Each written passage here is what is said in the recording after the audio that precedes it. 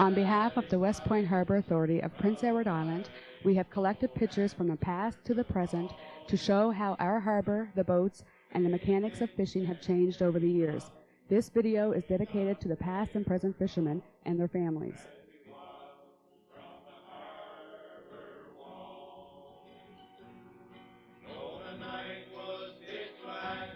Here's a picture in the early 1900s to show how the fishermen used to transport their boats to the shore.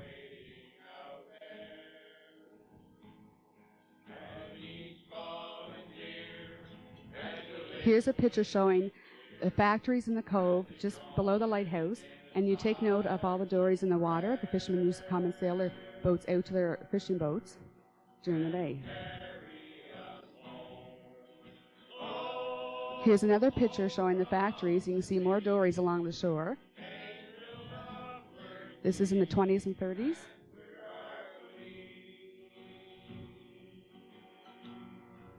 Here's some factory workers in 1917. George Kane, John T. Stewart, Ulrich McPherson, Russell McLean, Walter Stewart, Stephen Stewart, Les McLean, Mel McLean, and Angus Livingston.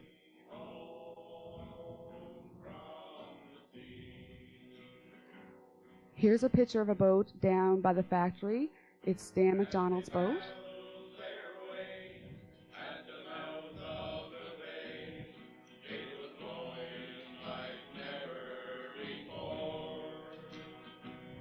Here's a picture showing some people walking along the shore down by the factory in the cove.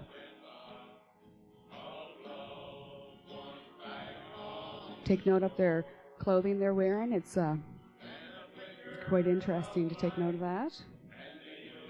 Here is a picture of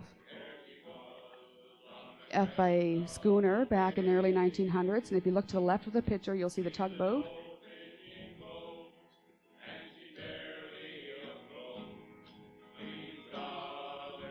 Here's a couple gentlemen fishing off the schooner. I think they're fishing mackerel. This is in the early 1900s.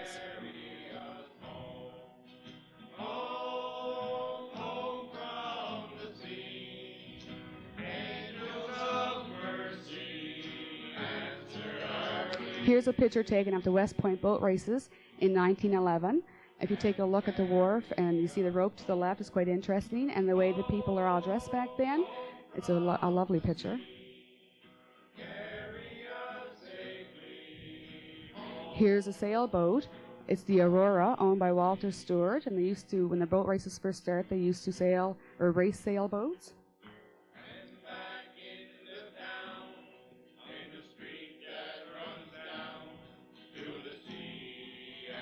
Here's a picture taken below Jack Ellis's, and if you look to the left, you can see a little boat on the shore and a sailboat out back.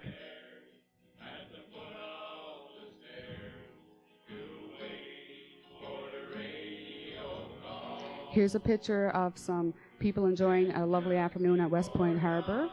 You take note of the buildings behind and the wharf behind them, and the way the people dress in their lovely hats. Here's a group of youngsters. They used to go to the wharf on Sunday afternoon dressed in their Sunday best. This is in the 20s.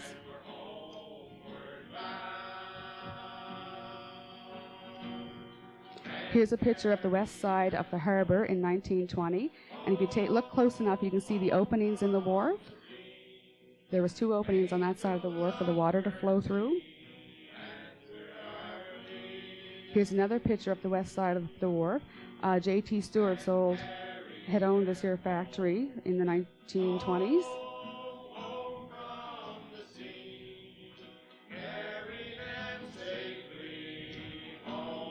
Here is a winter scene of the wharf looking up towards where Freddie Stewart would be, I guess.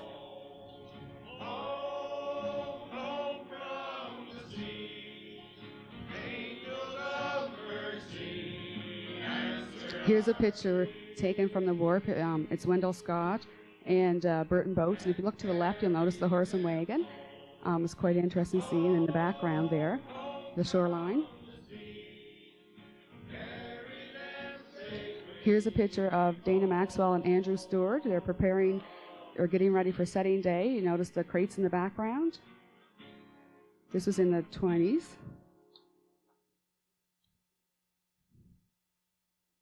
Here's a picture of a fish buyer buying lobsters. It's Howard Livingston and Mr. Newell. They used to come from Mossy Point to sell lobsters at West Point. The crates haven't changed much since then. Here's a picture of Frankie Stewart lifting crates. It's in the 1930s. And take note of the exhaust pipe out of the middle of the boat there.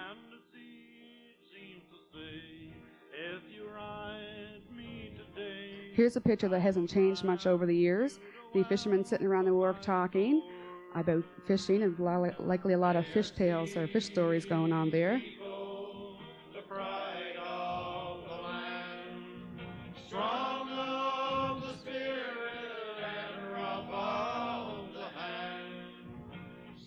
Here's a picture of a gentleman fishing. You know, take note of his fishing rod, and he landed a big one there. It's kind of hard to see, but it is there. Notice the shoreline in the background over by on the west side of the wharf.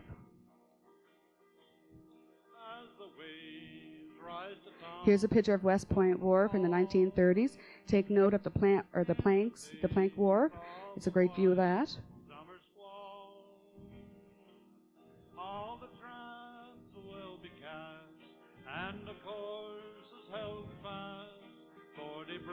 Here's a picture of Edna Stewart and Esther and Helen, the two kids. And take notice of the bait houses to the left and the plank wharf once again.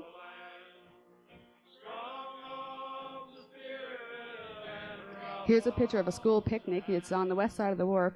And if you notice the poles up, they used to dry their nets there. So it's lovely to see that in the old bait houses and traps.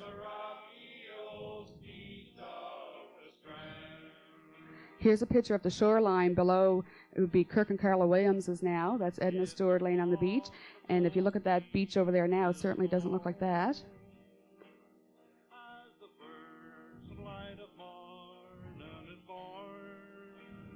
Here's a picture of the factory. It was built in 1945 by Maritime Packers. That was located between what is Freddie's Store and West Shore Building.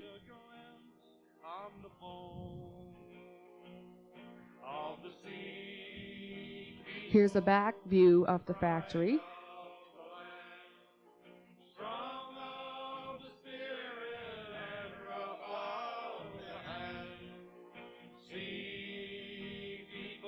And here's a picture of the factory workers out doing their thing with the crates. Notice the wooden crates again. They're still the same pretty well as they are now.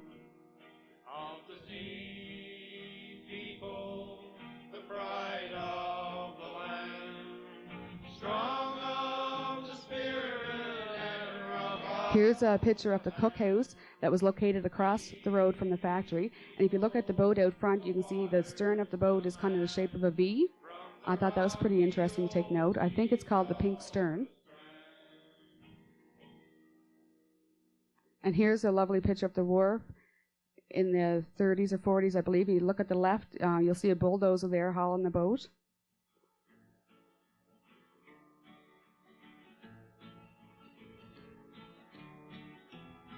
And here's a picture of the bulldozer moving the boats that I guess are no longer in use.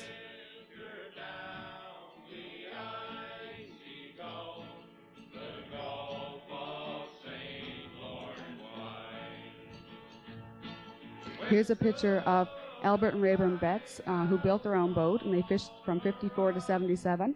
And that boat is still in the Albert Betts homestead shop to this day.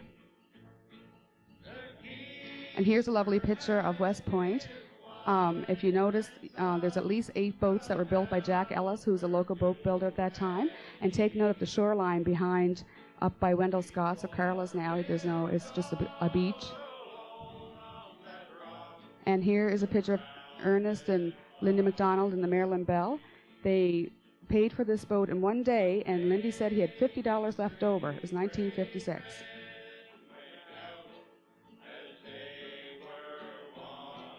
Here's a great picture of Dud Betts in the Flying Saucer. And if you look closely, you can see a pitcher pump in the middle of the boat and the exhaust pipe sticking up the middle.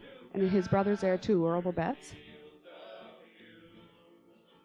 Here's a picture of West Point Harbour. And if you look at the boat on the left, you'll see the cross jacks, which now would be our buoys, and take note of the round traps, and the cutter is behind them.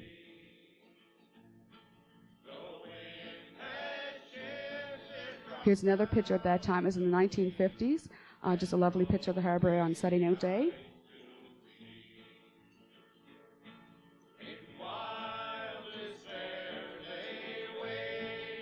Here's a winter scene of the harbour in the 1960s, and you'll notice the old bait houses to the left and the range light to the right.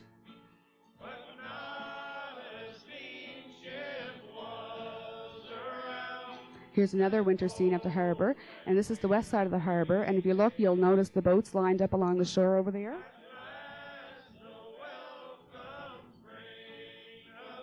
And here's another lovely picture of the harbour in 1961. Take note again of the factory and the shoreline behind, and the boats, they have no cuddies, or a couple of them do, I guess, at this point.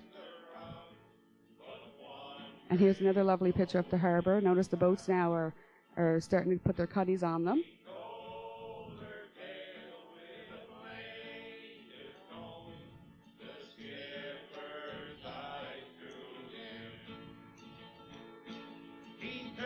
Here's another picture of the harbour in the 1960s. And if you look to the far left, you can see the shoreline over by the cove coming out there. You certainly don't see that now. This is a picture of setting out day in the 1960s. It's hard to see, but you can notice the clothes the people wore had changed quite a bit at this time.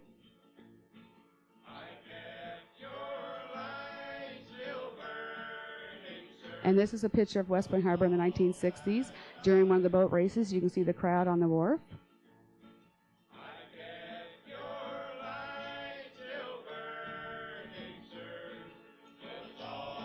And this is a picture of the boats during the boat races. You can't notice, but they used to have little tags with numbers on them to identify the boats.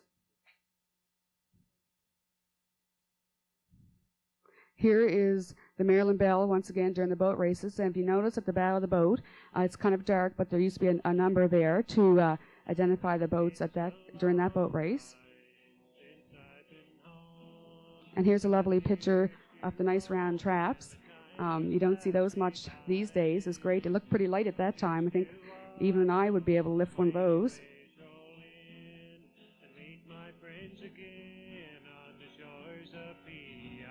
Here's a picture taken in 1962. To the left is Roger Ellis, and to the right, if you can see, is David McLean.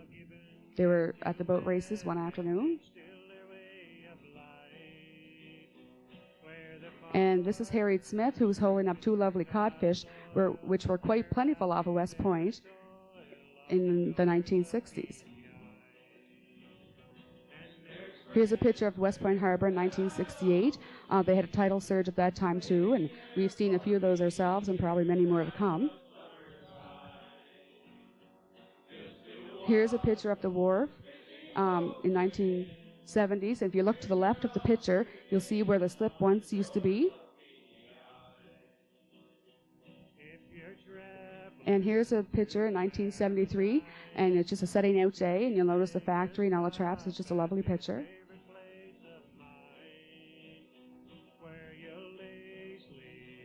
And here's another picture of the wharf in the early 70s, another setting out day.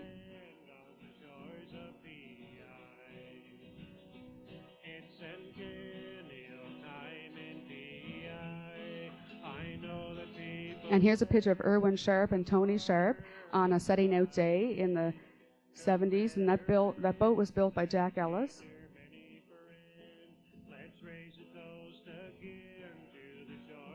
Here's a picture of Frankie Stewart and Buzz Ricks in the early 70s, and I think they must have a feed of lobster they'd taken home for supper.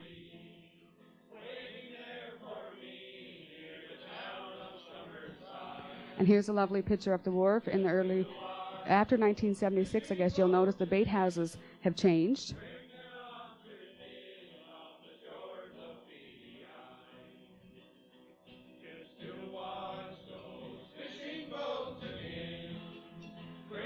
Here's another picture of the wharf. This is before 1976. As you notice, the old bait houses were still there. And take note of the vehicles and the traps. They have changed to square traps at that time. In this picture, it's of the wharf, but if you notice in the top of the picture, you'll see where the shoreline is angling around to the wharf at that time.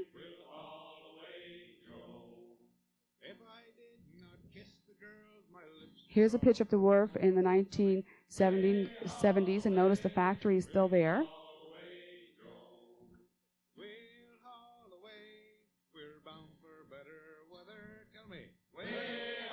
And here's another picture of the wharf in the 1980s. Notice to the right, the slip is there now. And here's somewhat the same picture, but if you notice in the background, the factory is now gone, and you can see Freddy's store there.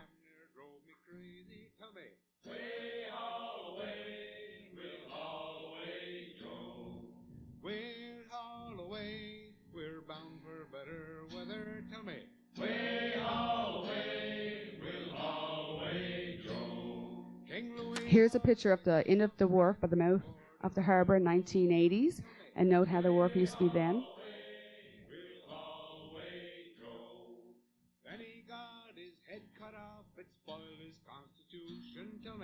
Here's a nice winter scene in 1982. It must have been quite a snowstorm. You can see the men up there shoveling snow off the top of the bait houses.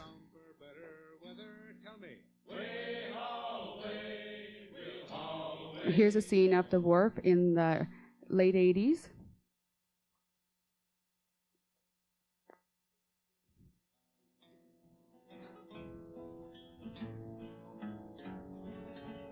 Here's a picture below the lighthouse of the ice flow in 1985, and it was in May of 85. It's quite a picture. Here's a picture of setting out day at West Point. I think we're getting in close to the 90s here.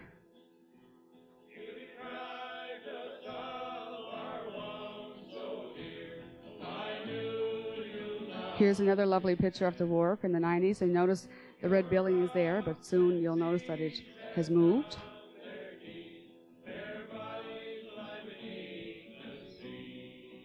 Another lovely view of the boats in the harbour. It looks like a quiet afternoon this day.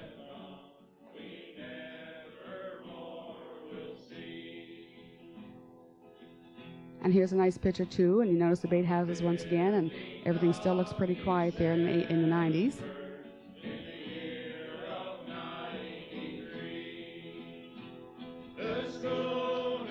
And this is setting out day in 1998.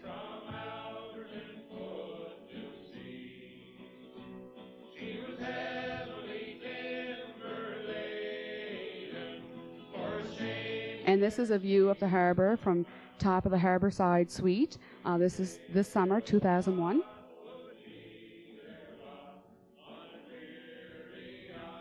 And this is a picture of our new community centre. It's a Harbourside Suite, Harbourside Centre in 2001.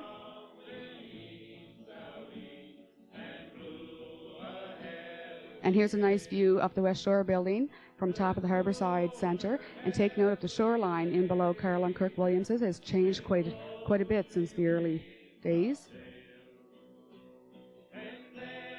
And here's a picture of the floating docks that were put into the harbour a few years ago, and we're glad that we have them. They're lovely.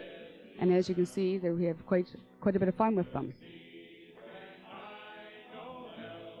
Here's a picture of Ernest MacDonald below the light. Ernest is the oldest living fisherman out of West Point Harbour, and for a number of years he operated the fog light in West Point morning and night whenever they needed him. He was always reliable. Here's a picture of Brian Sherry fishing scallops below the Confederation Bridge.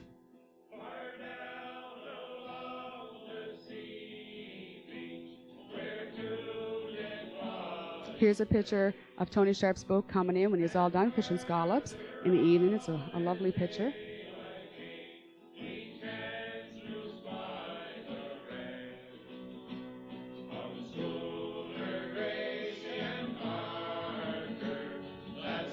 And here's a picture of a herring boat coming in. And if you take note of the numbers at the back of the boat, they're sunk down pretty well, so you must have quite a load of herring on. And here's the herring itself. We love to see this coming in.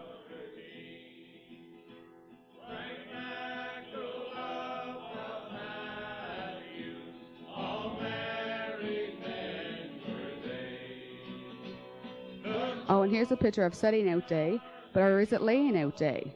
I think Richard and Orville are having a pretty good rest there. I think Wayne might have to have a chat with them boys. And here's the traditional blessing of the boats. Every year it's a tradition to bless the boats before lobster fishing. And here is another picture of the blessing of the boats on a different year.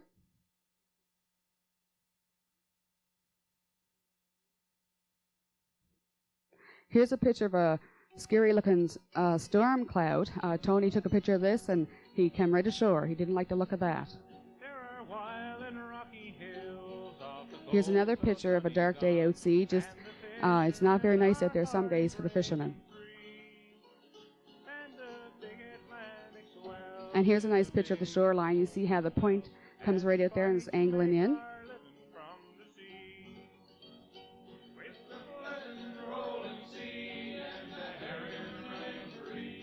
And here's a quiet winter scene on the wharf. This must be when all the men are home building their traps for the next fall.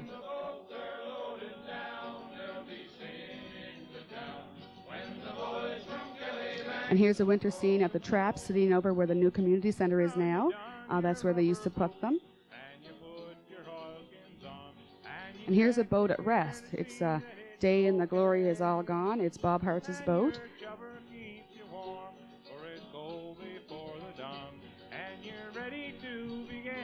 And here's a picture of Guy Bolter's boat, and you'll notice they're both over by the in the cove where the factories used to be. And here's Tony Sharp going for a nice sail down by the bridge. Those pillars don't look that big when you look at them, but beside that boat, they're pretty huge. Here's a nice scene looking down from probably Ernest McDonald's down the wharf. You'll notice Eleanor and Jarvis store to the left with a pipe on top. And here's pretty well the same picture in the year 2001. There's quite a change in the years.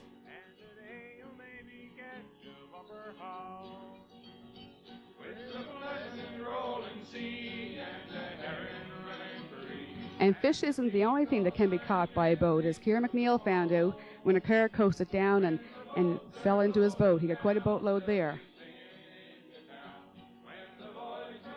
Here's a picture of what we had seen a lot this summer and want to see more of, is the dredge. They had quite a time this summer in the mouth of the harbour.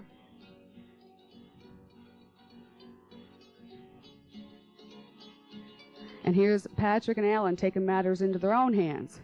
I think they'll try to dredge out the harbour. They had a terrible time this spring out there.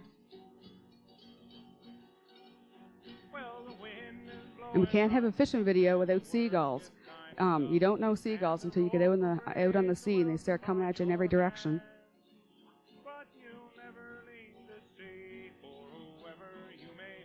Here's a picture of the local Albert Boyles and crew, A.T. Boyles. They cater to the fishermen's motor needs and repairs. They're 24-hour on duty. And here's a picture of our local Harvey Stewart, H.F. Stewart. He caters to the fishermen's welding needs.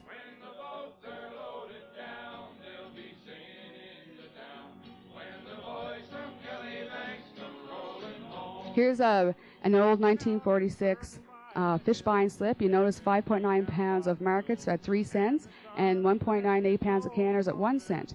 He made $3.25 that day in 1946.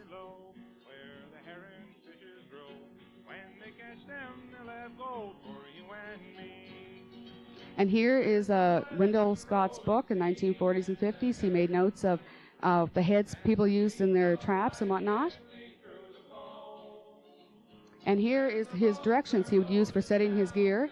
If you look, it says Lighthouse and Square Bush, farthest west, run until Edna's house, comes up on hump in center of flat place in bush east of McPherson's.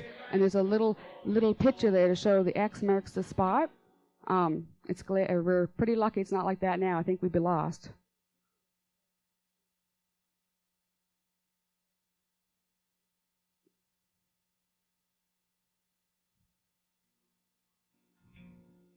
Here is a picture of a stamp book in the 1960s. Back then you had to have proof that you had enough to draw unemployment, and you needed 10 stamps to be eligible.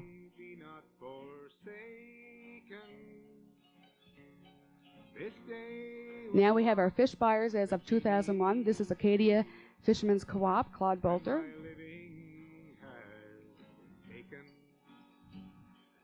West Shore Fisheries, Jimmy Stewart and Ralph Bolger.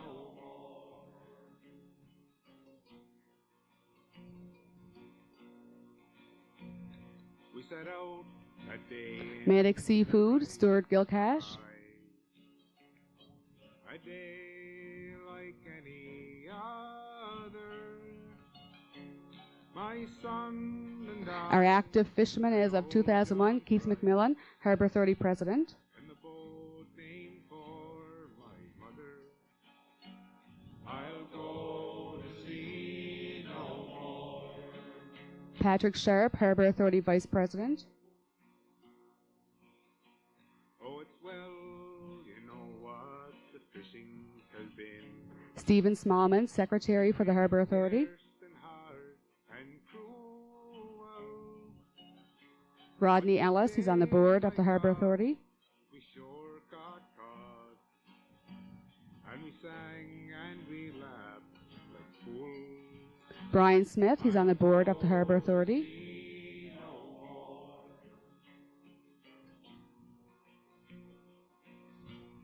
Keith Pa and Shane, Keith is on the board of the Harbour Authority.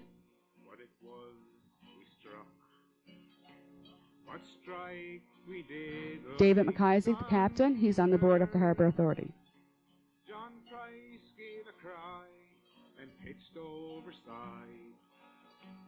Rayburn Betts. He's gone under. I'll go to sea no more. Paul Wood.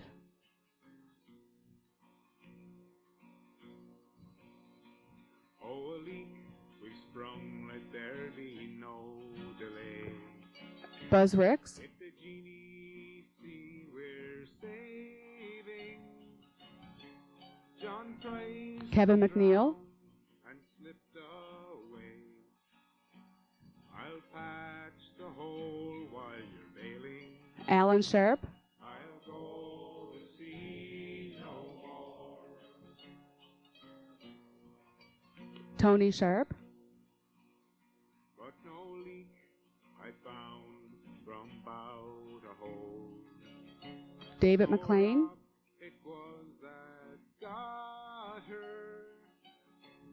But what I found made my heart Darren Reeves with his son Ashley. when I was young and in Malcolm Ellis. wander wild and free.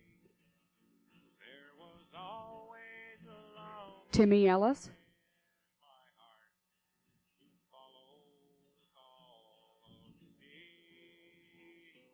So I Harold Toplin. farewell to Carlingford and farewell to Green Michael Ellis. and I think of you both day and night Dud and Glenn Betts. till I return once more. Barry Toplin. Till I return once more. Now of all of the stormy sands Lowell Morrison. I sailed before the mast, and on every Lindy McDonald. I ever made, I swore it would be my last. Kevin Gilcash. I sing farewell to Carlingford and farewell Kenneth Griffin on the right. and I think of you both day and Bud Reeves. until I return once more. Keir Easter. Now I had a girl called Wayne Livingston. and she was from Greenock, and the Freddie Livingston. thought that was in her mind was to keep me safe from the shore. So I sing farewell to Carlingford and God, go with him as he beats the sun to rise and go out there in that wide open sea. Be sure to be along with him and bring him back to me. Let his catch be good today. Keep his spirits bright. Don't wander far away from him. Keep him in your sight. For God you know as well as I, no better man there be. He works so hard and he's so good, this we both can see.